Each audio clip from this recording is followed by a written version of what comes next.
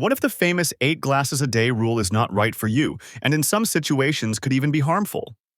Today, we will test that belief with peer-reviewed science and official guidelines, so you can hydrate with confidence. You will learn what total daily water really means, how to use simple self-checks like thirst and urine color, when drinking more helps, and when too much becomes risky. Our channel builds every episode on high-quality research and consensus statements, so you get evidence over hype in clear language. Stay with me until the end for a practical, do-it-yourself hydration playbook bonus you can start using today. Disclaimer: educational content only, not medical advice. Individual needs vary by health status, activity, climate, and medications. For personal guidance, consult a licensed professional. Next, let us set the stage for why hydration advice must be individualized. Hydration is not one size fits all. Too little fluid can mean fatigue, headaches, and kidney stones. Too much fluid can lower your blood sodium to dangerous levels. According to a comprehensive review in the journal Nutrition Reviews, most healthy people meet needs by drinking when thirsty, but context such as diet, heat, altitude, and exercise changes requirements. A report from the National Academies explains that all beverages and the water in foods count toward your total. A consensus statement in the journal Frontiers in Medicine warns that overdrinking during long events can cause exercise-associated hyponatremia. On this channel, we translate peer-reviewed research into practical steps you can use. If you value science-first health, please subscribe so more people get reliable guidance. Next, let us uncover where the 8 glasses idea really came from. The roots go back to 1945, when the United States Food and Nutrition Board suggested approximately 1 milliliter of water per calorie, which is about 2 to 2.5 liters per day, and clearly noted that foods provide much of that water. Over decades, this message was simplified into a strict glass count, often ignoring the food-water caveat. An investigation published in the American Journal of Physiology by renal physiologist Heinz Valton concluded there was no scientific proof that healthy, sedentary adults must drink a fixed number of glasses daily. In short, the catchy slogan outlived the nuance. Now that we have the origin, let us define what actually counts toward your total. Think total, not just bottles. According to the National Academies and the European Food Safety Authority, your total water intake includes plain water, all other beverages, and the water found in foods. On average, about 20% comes from foods and about 80% comes from drinks. The National Academies also reports that moderate coffee or tea still contributes to hydration overall, while alcohol tends to dehydrate when intake climbs. This means a day with fruit, vegetables, soups, and milk or tea may require less plain water than you think, because you already met much of your total. With that foundation, let us compare the major guidelines and see the numbers in context. These numbers are reference ranges, not hard rules. According to the National Academies, the adequate intake for total water is about 3.7 liters per day for men and about 2.7 liters per day for women, counting all beverages plus food moisture. According to the European Food Safety Authority, a reasonable target in moderate conditions is about 2.5 liters for men and about 2.0 liters for women. Both groups emphasize individual variability and note that most healthy adults can let thirst guide day to day. Next, we will see why people differ so much in their needs. Bigger bodies usually need more water. A common clinical heuristic is approximately 30 to 35 milliliters per kilogram per day, but it is only a starting point. The European Food Safety Authority notes that children have higher needs per kilogram than adults because of faster turnover. A review in Nutrition Reviews explains that older adults often have a blunted thirst signal and reduced kidney concentrating ability, so they should pay closer attention to urine color and frequency, not just the feeling of thirst. Now let us look at how your daily menu quietly changes your water needs. Food choices move the needle. A review in Nutrition Reviews explains that high-protein diets generate more urea, so you need more water to excrete nitrogen safely. The same review notes that high sodium raises osmolality and thirst, pushing needs upward. Research summarized in BMC Public Health shows that fiber works best with water because fluids help fiber gel and soften stool to support regularity. Translation: on high protein, high salt, or high fiber days, be intentional about drinking a bit more. Next, we will adjust for heat, humidity, and altitude. Your surroundings matter. Guidance from the American College of Sports Medicine shows that in hot or humid conditions, sweat losses can reach 0.5 to over 2.0 liters per hour. Reviews in nutrition. Reviews describe that at high altitude, you lose more water through breathing and thirst can lag, so proactive sipping helps. Cold, dry air also increases losses even when you do not feel sweaty. The takeaway: when the environment is extreme, needs climb, sometimes by liters, to keep up with losses. Now let us make activity targets simple and safe. During endurance exercise, the American College of Sports Medicine suggests keeping dehydration under approximately 2% of body weight to protect performance and safety. A consensus update in Frontiers in Medicine recommends individualized plans and reports that about 0.4 to 0.8 liters per hour suits many athletes, but the right number is your sweat rate. A quick self-test. If you are 1 kilogram lighter after training, you are roughly 1 liter down. Replacing about 1.25 to 1.5 liters per kilogram lost helps you fully rehydrate.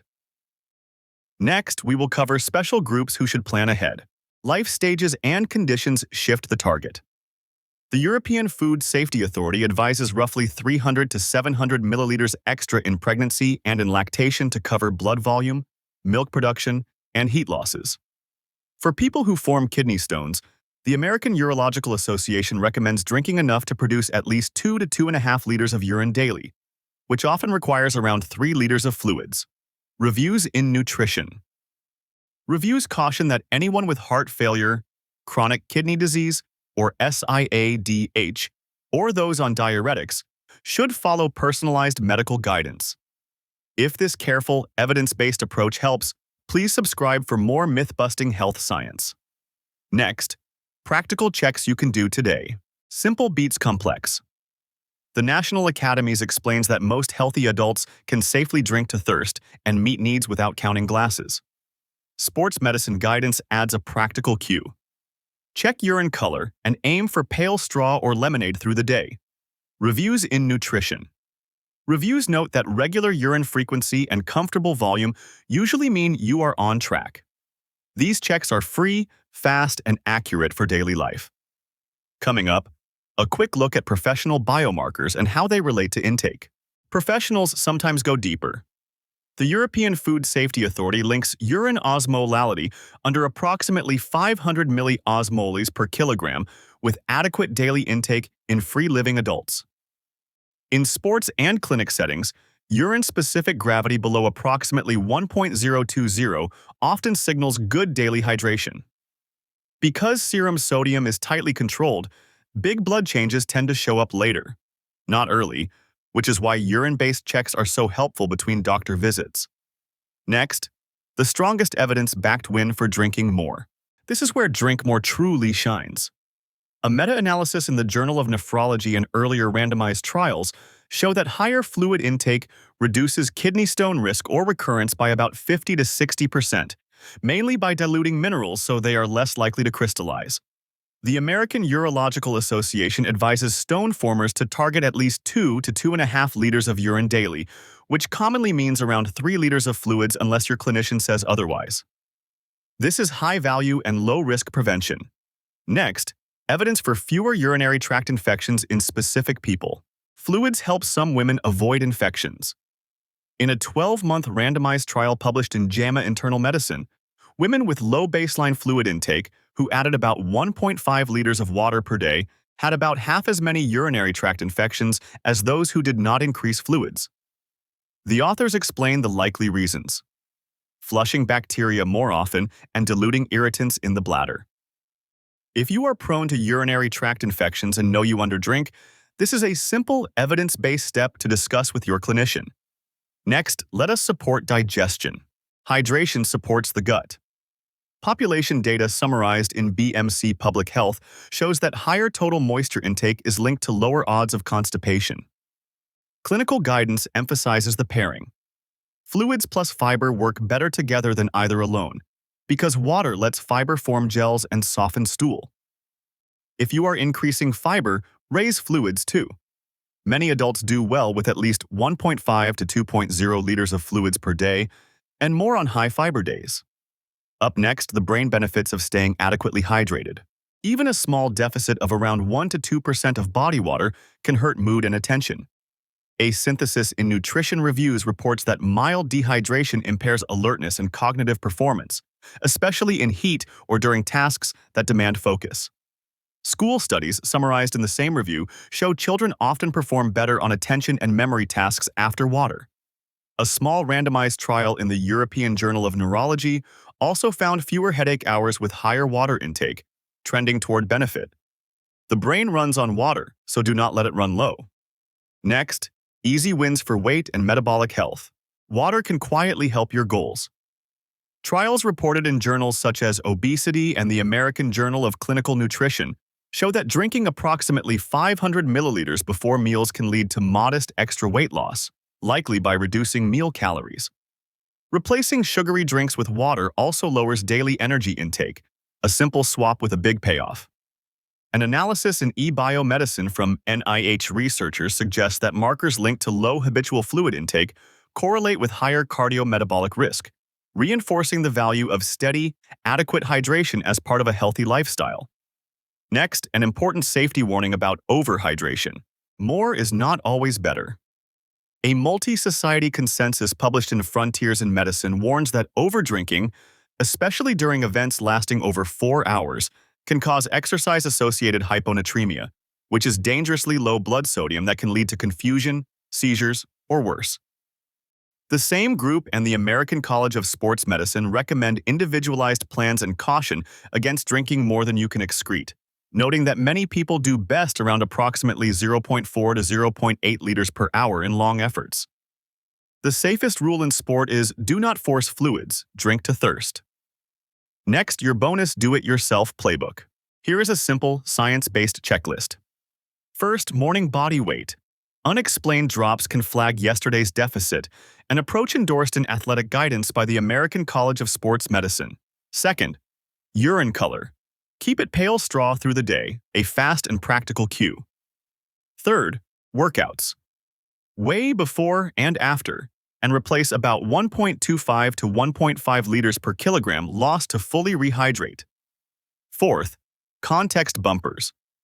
Add fluid and heat at altitude with high protein or high salt menus, and on high fiber days, principles supported by the European Food Safety Authority and the National Academies. Finally, seek professional help for illness, dizziness, or persistent dark urine. Here is the verdict. The 8 glasses a day rule is not universal. As the American Journal of Physiology Review and the National Academies explain, most healthy adults can drink to thirst, then adjust for diet, heat, altitude, and activity. Use simple checks, such as urine color, regular frequency, and workout weight change, and remember that all fluids and foods count toward total water, a point made clearly by the European Food Safety Authority. Avoid extremes, both dehydration and overhydration, as advised by the American College of Sports Medicine and the Frontiers in Medicine consensus. On-screen safety note: educational content only, not medical advice. Individual needs vary by health status, activity, climate, and medications. For personal guidance, consult a licensed professional. If you want more clear, science-first explainers, please subscribe and comment the hydration or nutrition myth you want us to tackle next.